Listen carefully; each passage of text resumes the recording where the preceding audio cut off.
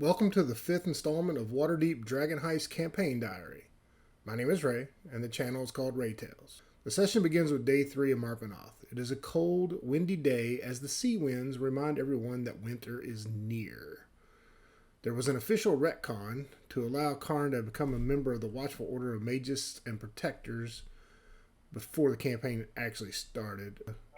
Karn deducted a year's dues, which comes to 10 gold pieces when paid in advance. He has been in Waterdeep for a few years. Since the group met Lif, one of the things the group decides to do is build a sand table with a glass cover so that only Lif can write in the sand, and this tool will enable them to communicate with Lif. On this day, Anvil, Varen, and Zendrin visit Tally at the Bent Nail across the Troll Skull Alley. They find out that a sand table takes 7 days to complete and costs 50 gold pieces. 30 gold pieces paid in advance by Zendrin, Varen, and Anvil.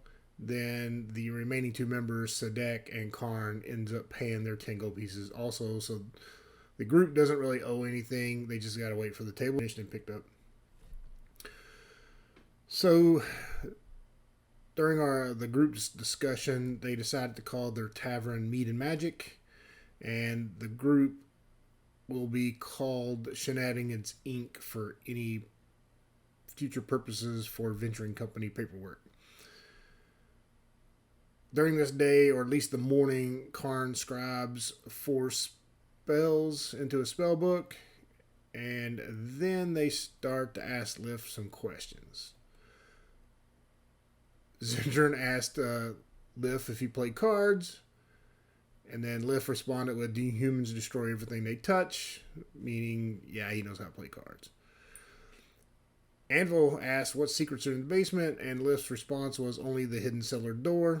I'm assuming they thought might have been other secrets based on a conversation they had in an earlier session with Lif. Zendrin asked Lif if he was able to leave the property. Lif told him no. And then Anvil followed up with, "What did you do in the bar?" And Lif told him that he was a barkeeper and it was his life's work. He couldn't abandon it in death.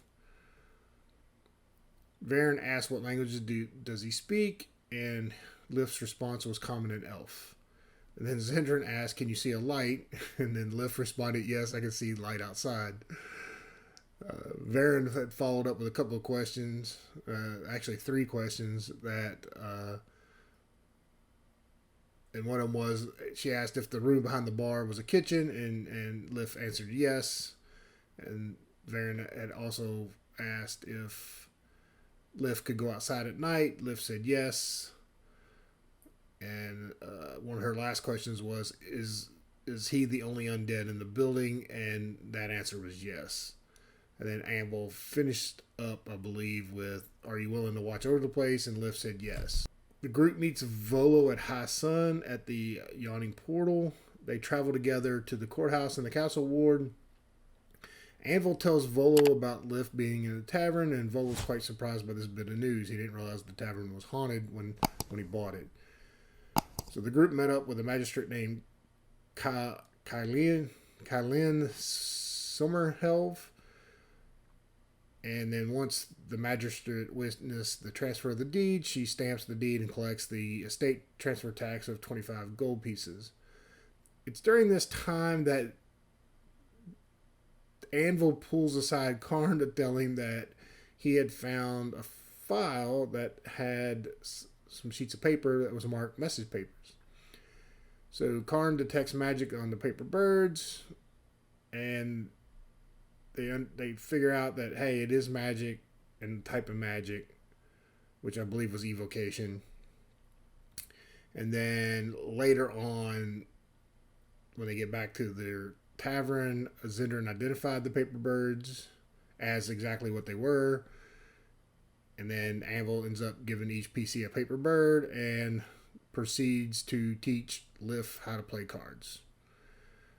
Varen also visits the halfling Peabodys. I didn't mention this in the previous episode, but the group found a way out, and it was through a halfling's family's home. and Varen went to apologize and schedule dinner for her and Karn. They wanted to check out the Peabodys and help them out with the secret door that was in their basement. Help seal it up so nobody else comes through their house. So during their trip to the courthouse, Karn decides to look more into Lif's story. Karn finds out that Lif ran the Trollskull Manor a few years ago, and 2 years ago, Lif and his family was murdered in a way that Speak with Dead couldn't help find the killer.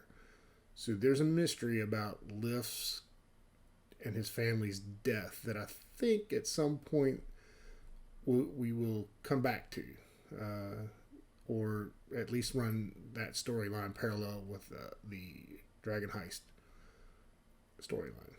During this time that Karn gets contacted by Vajra Safar via sending spell and invites them to join the Grey Hands as initiates.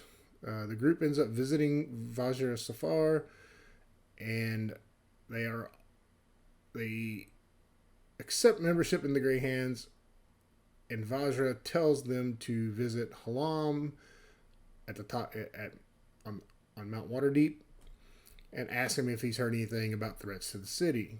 Not long after this, Varen gets approached by a white cat who delivers a message via animal messenger.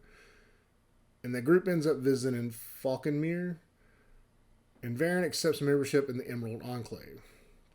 And their first mission is to stop scarecrows from terrorizing farmers in Undercliff. They have not resolved this quest yet. And then on their way back to Trollskull Alley, it was established in the story that there is a stable in the alley called Sweet Straw Stables, and Varen stables her burrow Petri there. Zendrin ends up buying a new set of armor so we could replace his ooze damage set from the sewers. And then Sadek ends up buying 10 new daggers. I believe they bought all that from the Steam and Steel, Trollskull Alley. Broxley Fairkettle, a laid-back halfling with mutton chops and a bushy eyebrows, visits the tavern, and he urges them to join the Fellowship of Innkeepers to avoid further harassment as they open their new business. He prepares the paperwork and collects the 250 gold piece guild license and contracts. He bids the group farewell, then he leaves the tavern. I don't know that the group actually liked him, but I thought honestly that, in my opinion, Broxley was straight up with them about the process of becoming tavern owners. The party decides to resolve their Vajra Safar quest first, and they travel up the mountain to visit Halam. And Karn and Sadek earn 3 and 2 levels of exhaustions for their efforts respectively. They ask their question to Halam, and then they wait for him to give the answer. It's not long when he answers them in a cryptic response.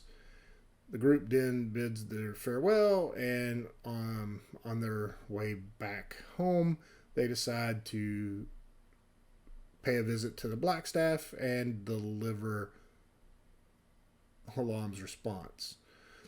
So the Blackstaff is happy and decides to give the members a reward, and it was 100 gold pieces each was the reward, or an item, like a magic item. And to the person, each person forwent the money and decided on an item. So what happened was I ended up going through their wish list and giving them each an uncommon item from Blackstaff as a reward. In addition to, they earned 1 renown with Force Grey. They have become Grey Hand initiates, and this is where we stop for the session. It should be late afternoon on the 3rd of Marpenoth when we pick back up for session 6. I just want to say this, that chapter 2 is kind of slow until they get the tavern up and running, and then there will be a series of quests that come down, and whether they accept them or not, it's up to them, or they can go their own way and follow leads that I have thrown out of things that if they were taking notes, it could lead to nothing, or it could further the story a little bit, or it could just go down a totally different path than what's going on. I can run these storylines in parallel, and it's not a big deal of which ones they can follow, or they can follow their own. But they haven't really explored Trosco Alley all that much yet, so we'll see. Good evening, and see you next session.